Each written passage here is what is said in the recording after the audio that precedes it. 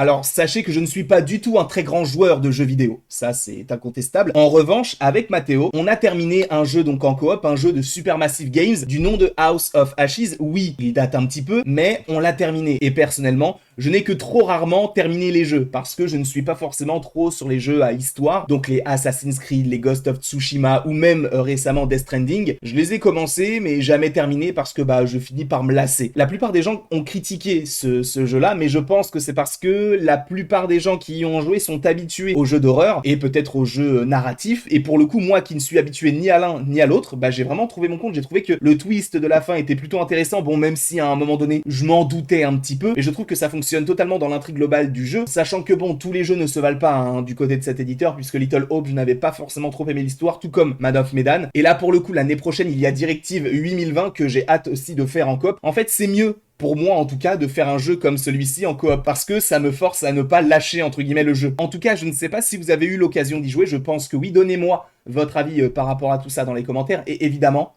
abonnez-vous.